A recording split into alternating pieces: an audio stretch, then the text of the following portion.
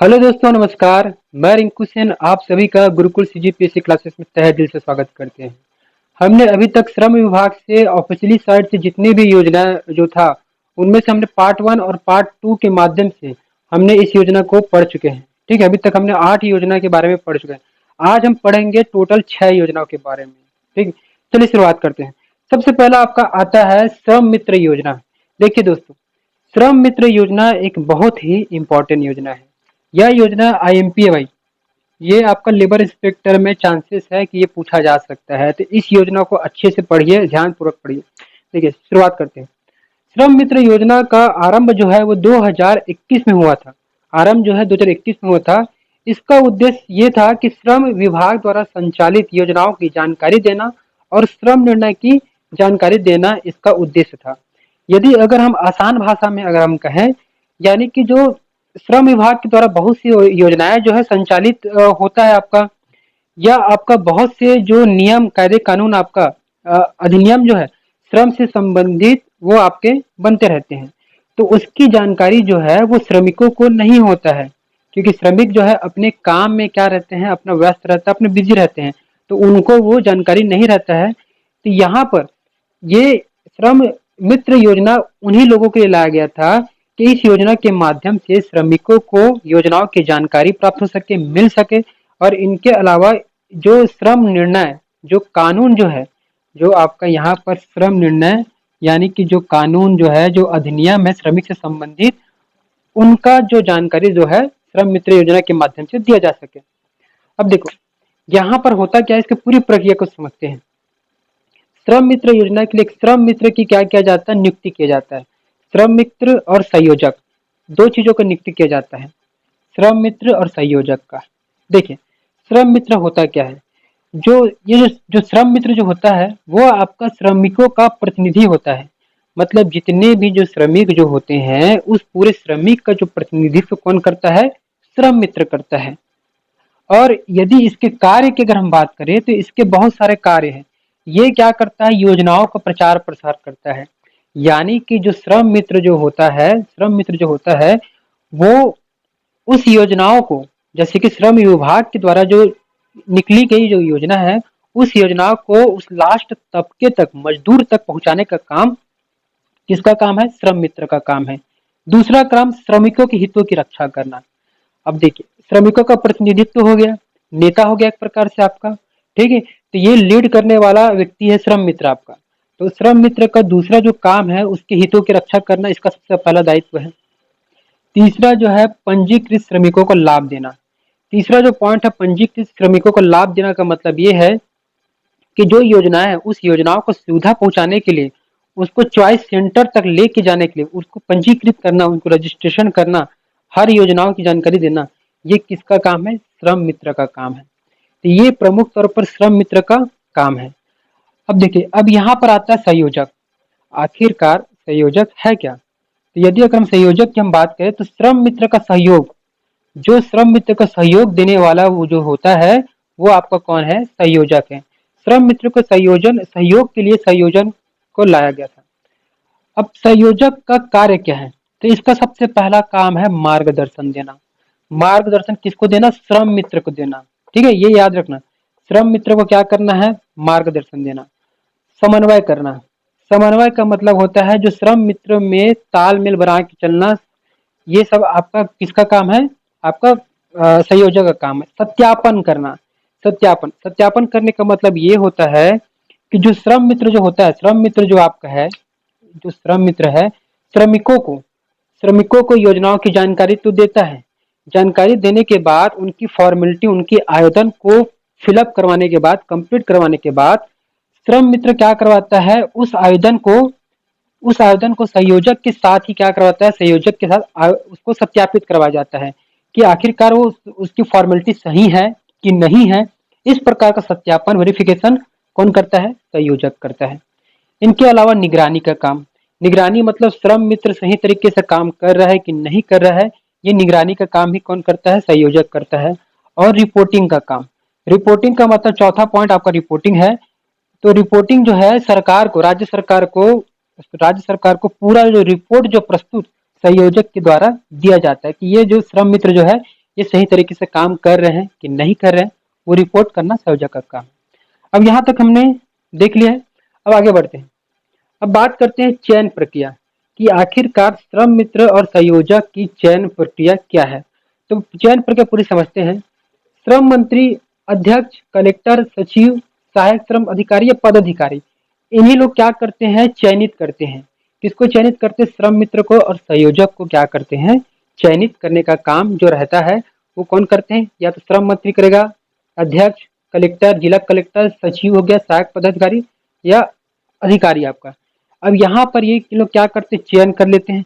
चयन करने के पश्चात ये क्या करते हैं, विभाग में, जो श्रम विभाग में ये पूरा का सूची जो है तैयार होके चला जाता है श्रम विभाग के पास। अब श्रम विभाग क्या करता है, अंतिम निर्णय लेता है कि किनको श्रम मित्र बनाना है और किसको संयोजक बनाना है। ये जो निर्णय जो है कौन लेता है, आपका श्रम विभाग के लेता है। ठीक है, लास्ट आपका निर्णय आपको श्रम विभाग को लेना पड़ता है। अब श्रम विभाग के बाद यदि हमारा मुक्त का मतलब होता है श्रम मित्र और संयोजक कब तक पद में बना रहेगा, कब तक वो पद में रहेगा, तो उनको पद से मुक्ति कैसा होगा, तो इसकी पद मुक्ति इन्हीं लोग करते हैं। श्रम मंत्री, अध्यक्ष, कलेक्टर, यही लोग क्या करते हैं, मुक्त करते पद में। मतलब ये अपने कार्यों के निर्वहन के आधार पर पद पर बना रहता है। अगर कार्य अच्छा नहीं रहा श्रम मित्र का, संयोजक का, तो उनको क्या किया जाता है, पद से मुक्त कर दिया जाता है। अब बात करते हैं नियुक्ति कैसा होता है, नियुक्ति कहाँ कहाँ होता है। देखो, विकास खंड को पूरा एक यूनिट माना गया है, इकाई माना गया है। उस विकास खंड में 5 श्रम मित्र रहेंगे और एक संयोजक रहेगा। उसी प्रकार से नगर पंचायत में आपका 5 श्रम मित्र और एक संयोजक रहेगा। वही नगर पालिका में भी आपका क्या रहेगा, 5 श्रम और एक जो है संयोजक आपका रहेगा। मतलब मैक्सिमम सभी जगह में एक चीज कॉमन है, 5 श्रम मित्र और उनको चलाने वाला एक कौन, आपका सहयोग करने वाला एक संयोजक रहेगा। नगर निगम में देखो, नगर निगम में ज्यादा वार्ड होता है, वार्डों की संख्या अधिक होता है, तो वहां के सिस्टम में थोड़ा चेंज किया गया है। यहाँ पर आपका क्या किया गया है, जो 12 वार्ड है, 12 वार्ड से होकर एक उसमें उस क्षेत्र पर 5 श्रम मित्र और एक संयोजक होगा। यानी 12 वार्डों का एक यूनिट माना गया है और उस यूनिट के माध्यम से आपका 5 श्रम मित्र और एक संयोजक रहेगा। अब इसकी संख्या का निर्धारण कौन करता है, तो इसकी जो संख्या का निर्धारण जो है वो श्रम मंत्री के द्वारा किया जाता है। जो श्रम मंत्री या तो इसकी संख्या को बढ़ा सकता है, 5 से 6 7 कर सकता है, 5 से कम कर सकता है, 4 3 जो भी है। तो ये संख्या का निर्धारण कौन करेगा, श्रम मंत्री के द्वारा किया जाएगा। ये आपको ध्यान में रखना है। अब देखो, पूरा प्रावधान को हम समझते हैं कि यदि कोई श्रम मित्र है और जो संयोजक है, श्रम मित्र यदि वो आवेदन करता है, एक श्रमिक, मान के चलो एक श्रमिक है और वो श्रमिक क्या करता है, आवेदन करता है। आवेदन करने के बाद वो हो जाता है, चयनित हो जाता है। तो चयनित होने के बाद उसको 50 रुपया प्रोत्साहन राशि के तौर पर उस जो श्रम मित्र है उसको क्या किया जाएगा, दिया जाएगा। ठीक है, चयनित होने के बाद फिर उसके बाद उस श्रम मित्र को सैलरी भी दिया जाता है, 5,000 रुपया सैलरी दिया जाता है। और ये 5,000 रुपया जो सैलरी जो है, ये 12 माह में एक बार दिया जाता है। साल में एक माह में, मतलब 12 माह में एक बार दिया जाता है। और ये निर्धारित नहीं है कि कौन से महीने में दिया जाएगा, एक फिक्स रहता है, कोई ना कोई महीने में आपको दिया जाएगा। उसी प्रकार से संयोजक को आवेदन करने के बाद, चयनित होने के बाद 15 रुपया उनको क्या मिलता है, प्रोत्साहन राशि के तौर पर दिया जाता है।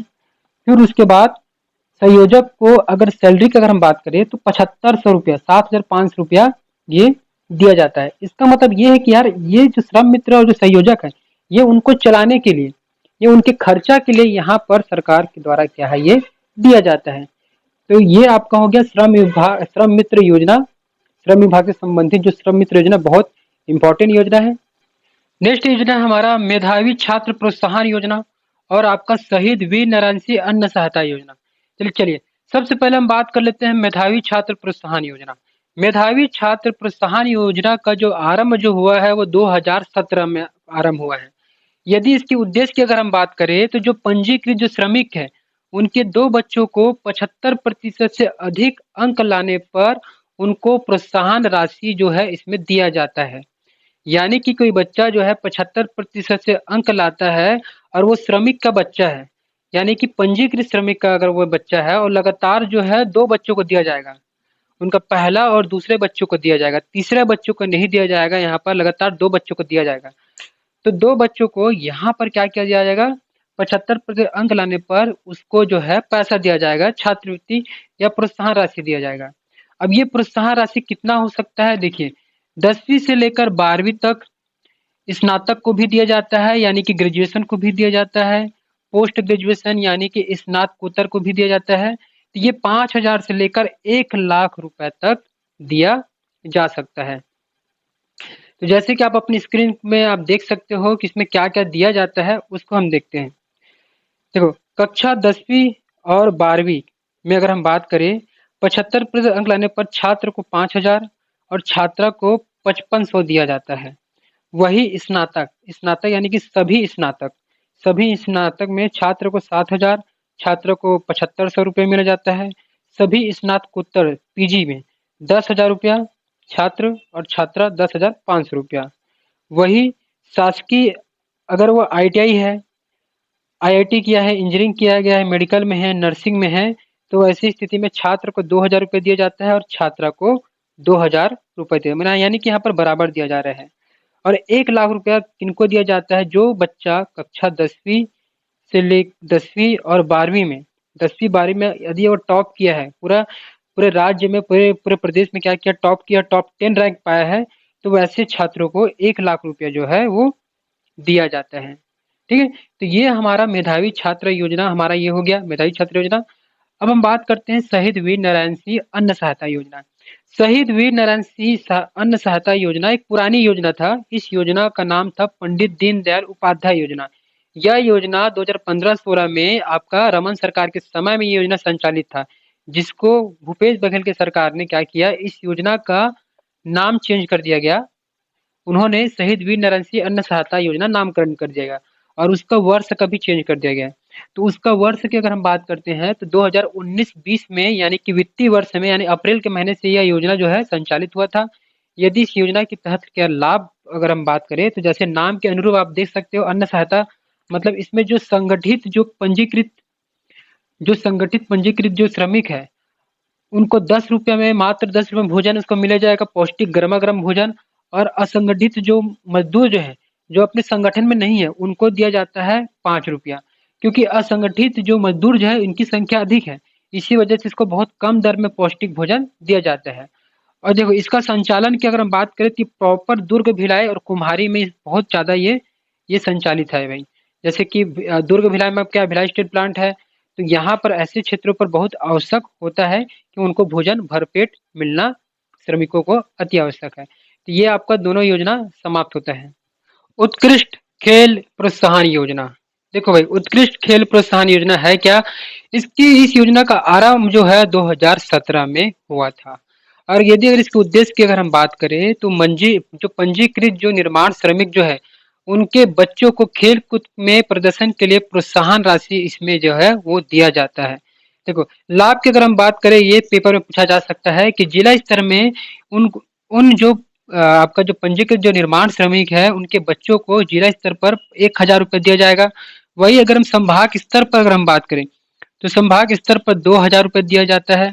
और यही राज्य की अगर हम बात करें, तो राज्य का जो है 5,000 रुपया और राष्ट्रीय स्तर पर 50,000 रुपया जो है वो दिया जाता है। लेकिन यहाँ पर एक चीज ध्यान रखना वाली बात है कि पंजीकृत निर्माण श्रमिकों को ही दिया जाएगा। मतलब कि जो 90 दिवस पूर्व जो है पंजीकृत करवाया है, उन्हीं श्रमिकों के बच्चों को क्या है, ये पैसा ये दिया जाएगा। ठीक है। अब मोबाइल रजिस्ट्रेशन वैन योजना। देखो भाई, ये पुरानी योजना है, रमन सरकार के समय की योजना है, ये बहुत समय तक संचालित था। पूर्व में इस योजना का नाम था संजीवनी एम्बुलेंस योजना। आपने देखा होगा कि एम्बुलेंस में उस समय में संजीवनी एम्बुलेंस ये लिखा रहता था। यह योजना का आरंभ 2013 में रमन सरकार के समय में हुआ था। अब इसका नाम बस बदला है, मोबाइल रजिस्ट्रेशन वैन योजना इसको कर दिया गया है। यदि इसका उद्देश्य की अगर हम बात करें, बहुत छोटी सी योजना है कि प्रदेश के पंजीकृत श्रमिकों को निःशुल्क चिकित्सा सुविधा जो है इस योजना के तहत में दिया जाएगा। जो प्राइमरी जो सुविधा जो है, अगर उनको किसी भी प्रकार का बैंडेड, चोटिल कुछ भी होता है, तो यहाँ पर निःशुल्क चिकित्सा सुविधा इस संजीवनी एम्बुलेंस के माध्यम से ये दिया जाता है। ठीक है। तो चलिए नेक्स्ट योजना में हम आगे बढ़ते हैं। विश्वकर्मा दुर्घटना योजना। देखिए, विश्वकर्मा दुर्घटना योजना, यह योजना विश्वकर्मा दुर्घटना योजना के लिए सर्वाधिक जाना जाता है। इस पूरे योजना को हम पढ़ेंगे तो बहुत बड़ा योजना है। विश्वकर्मा दुर्घटना मृत्यु पर अंत्येष्टि एवं अनुग्रहण राशि का भुगतान योजना। यदि आप इस योजना को याद करना चाहते हो तो केवल और केवल विश्वकर्मा योजना से आप याद कर सकते हो। शुरुआत करते देखो भाई, यह योजना का आरंभ जो है यह 2020 में हुआ था। 2020 में इसका उद्देश्य का अगर हम बात करें, श्रमिकों को आर्थिक सहायता मदद करना, यानी कि उन मजदूरों का, उन श्रमिकों का जो क्या है बहुत गरीब है, और सभी श्रमिक क्या होते हैं, गरीब होते हैं। उनका किसी अगर जो घर का चलाने वाला जो श्रमिक जो होता है, अगर उनका मृत्यु हो गया तो मृत्यु के होने की स्थिति में उनका घर का क्या है, पालन पोषण जो है करने वाला कोई होता नहीं है। तो ऐसी स्थिति पर उस मजदूर को, श्रमिक को पैसा दिया जाना अति आवश्यक है। इस वजह से इस योजना को लाया गया था। देखिए भाई, इस योजना की शुरुआत हम करते हैं। इस योजना के टोटल जो है 2 पार्ट है। एक तो आपका है सामान्य मृत्यु पर, यहाँ पर जो पैसा जो दिया जाता है, यहाँ पर लाभ जो दिया जाता है सामान्य मृत्यु पर, और एक आपका हो जाता है दुर्घटना पर। 2 स्थिति आपका यहाँ पर, सामान्य और दुर्घटना। अगर सामान्य मृत्यु हुआ है, यदि सामान्य मृत्यु यदि हुआ है तो उसको जो है 25,000 रुपये दिया जाता है। कितना रुपये दिया जाता है? 25,000 रुपये दिया जाता है सामान्य मृत्यु पर। और सामान्य मृत्यु के बाद अंत्येष्टि के लिए, अंत्येष्टि के लिए एक अलग से पैसा दिया जाता है, 5,000 रुपया दिया जाता है। और यदि यदि मान के चलो दुर्घटना होता है, दुर्घटना में उसे अगर श्रमिक का, पंजीकृत श्रमिक का अगर मृत्यु होता है तो वैसी स्थिति पर 1,00,000 रुपया दिया जाएगा भाई। कितना रुपया दिया जाएगा? 1,00,000 रुपया दिया जाएगा। और अपंगता होने पर, अपंग होने पर, अपंग यानी कि स्थायी अपंग होगा, ठीक है ना। स्थायी अपंग का मतलब होता है जैसे कि वह श्रमिक काम करते करते उसका हाथ कट गया है, पूरा हाथ ही नहीं है, पैर कट गया है, इस प्रकार के एग्जाम्पल के तौर पर ये आपका क्या स्थायी अपंग है। तो स्थायी अपंग होने पर 75,000 रुपया जो है उस श्रमिक को क्या किया जाएगा, दिया जाएगा। लेकिन इस योजना के बहुत सारे नियम है भाई, जैसे कि पात्रता की, यदि यदि हम इसका पात्रता की अगर हम बात करें इस योजना का, तो देखिए ये याद कर लिए, सामान्य मृत्यु पर 25,000, दुर्घटना पर 1,00,000 रुपया, अंत्येष्टि पर 5,000 रुपया और स्थायी अपंगता पर 75,000 रुपया दिया जाएगा। देखिए इस योजना का नियम अगर हम समझें तो इस योजना का नियम क्या है आपका, जैसे कि इसका पात्रता समझते हैं। देखिए, ये मान के चलो ये आपका एक श्रमिक है, ठीक है। अब ये जो श्रमिक जो है, ये श्रमिक किस प्रकार से पात्रता है उसको देखते हैं। एक तो ये श्रमिक जो है छत्तीसगढ़ का मूल निवासी होना चाहिए। सबसे पहला क्या है, छत्तीसगढ़ का मूल निवासी होना चाहिए। ये सबसे ज़्यादा इम्पोर्टेंट है, छत्तीसगढ़ का मूल निवासी। दूसरा जो है, ये श्रमिक जो है पंजीकृत होना चाहिए, यानी कि 90 दिवस पूर्व जो है पंजीकृत होना चाहिए, यानी कि 90 दिन तक कम से कम वो जो श्रमिक जो है काम कर चुका है, ठीक है। तो श्रम विभाग द्वारा पंजीकृत होना चाहिए। अब तीसरा जो देखिए, अब इसमें जो योजना का तहत पात्रता में क्या क्या दिया गया उसको समझते हैं। जैसे ये आपका एक मजदूर है, मान के चलो रामू नाम है इस मजदूर का। अब ये रामू जो मजदूर जो है, ये पात्र किस स्थिति में रहेगा, अगर वो, ये कारखाना है आपका या प्लांट है आपका, ये कारखाना प्लांट में वो अपना मान के चलो 12 घंटा का ड्यूटी वो कर रहे हैं। 12 घंटा ड्यूटी करते करते मान के चलो उसकी क्या हो गया, दुर्घटना हो गया। मान के चलो दुर्घटना हो गया, तब उसको क्या दिया जाएगा, उसको 1,00,000 रुपया उसको दिया जाएगा। यदि ये घर है आपका, रामू जो है घर से कारखाना की ओर जाता है, रामू जो है अपने घर से कहाँ जा रहा है, कारखाना जा रहा है। वैसी स्थिति में उसका क्या हो गया, एक्सीडेंट हो गया, दुर्घटना हो गया, तब उस रामू को क्या किया जाएगा, 1,00,000 रुपया जो है दिया जाएगा। मतलब यह योजना जो है, ऐसा नहीं है कि यह योजना केवल कारखाना में उसके दुर्घटना होने पर ही लागू होगा। यह योजना घर से लेकर कारखाना जाने तक, घर से लेकर कारखाना जाने तक, और कारखाना से घर जो है वापस आने पर, वापस आने पर, ये जो है फिर से बता देता हूँ, घर से कारखाना जाने पर और कारखाने से अपने काम से वापस लौट के घर आने पर वह जो मजदूर है, जो श्रमिक है, उसको जो है दुर्घटना हो जाने पर उसको 1 लाख रुपए दिया जाएगा और यदि स्थायी अपंगता है तो यहाँ पर कितना रुपए दिया जाएगा? 75,000 रुपया दिया जाएगा। ठीक है? अब इस योजना का अपात्र की अगर हम बात करें, देखो अपात्र क्या है? मान के चलो रामू नाम का एक जो श्रमिक जो है, यह योजना घर से कारखाना जा रहा है और घर से कारखाना जाते वक़्त अगर वो जो श्रमिक जो है, अगर वो नशीले पदार्थ का सेवन किया है, नशीले पदार्थ का मतलब हो गया शराब हो गया या जो भी जिस प्रकार का वो नशा में नहीं होना चाहिए, यदि वो नशीली पदार्थ यहाँ पर क्या है नशीली पदार्थ वो लिया हुआ है और घर से कारखाना गया है और वैसी स्थिति में उसका दुर्घटना हो गया है, तो पोस्टमार्टम में जब पता चलेगा कि ये अल्कोहल लिया है, शराब लिया है या फिर नशा किया है, तो उसको जो है वहाँ पर 1 लाख रुपया जो है दुर्घटना के तौर पर जो पैसा दिया जाने वाला था वो नहीं मिलेगा, पहला चीज़। ठीक है? मतलब ये नियम सबके लागू होगा। वापस आए, जाए या कारखाना में वो मज़दूर जो श्रमिक है काम करे, अगर नशीले पदार्थ का सेवन किया है तो वैसी स्थिति पर उसको जो है इस योजना का लाभ नहीं दिया जाएगा। दूसरा है मारपीट। दूसरा जो है मारपीट, यदि यदि वो श्रमिक जो है मारपीट किया है, घर से कारखाना में जा रहा है या कारखाना में जाकर किसी से मारपीट किया है, वैसी स्थिति में अगर उसको मृत्यु हो जाता है, उस प्रकार की दुर्घटना होता है, तो वैसी स्थिति में उस श्रमिक को क्या है पैसा नहीं दिया जाएगा। ना तो दुर्घटना में, ना ही अपंगता में, स्थायी अपंगता आ जाने पर। और तीसरा जो है आत्महत्या। तीसरा जो है आत्महत्या है। यदि वो जो आपका श्रमिक जो है कारखाना में जाकर प्लांट में इंडस्ट्री में जाकर आत्महत्या कर लिया है या घर से कारखाना के बीच में आत्महत्या कर लिया, यानी सीधी सी बात है आत्महत्या की स्थिति पर उसको जो है पैसा जो है वो नहीं दिया जाएगा, क्योंकि वो आत्महत्या अपने स्वयं से किया गया है।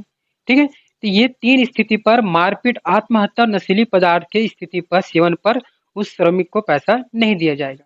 ठीक है? तो ये आपका जो है विश्वकर्मा दुर्घटना योजना के नाम से जाना जाता है। यहाँ पर हमारी जितनी भी योजना जो है वो कंप्लीट हो गया है। 3 पार्ट था इस योजना में। अगर आपको बाकी और पार्ट आपको देखना है, पार्ट 1, पार्ट 2 में हमारे डिस्क्रिप्शन बॉक्स में बाकी योजना आपको मिल जाएगा। यदि आपको हमारा चैनल अच्छा लगा तो चैनल को लाइक कीजिए, सब्सक्राइब कीजिए और शेयर करना ना भूलिए। बहुत-बहुत धन्यवाद।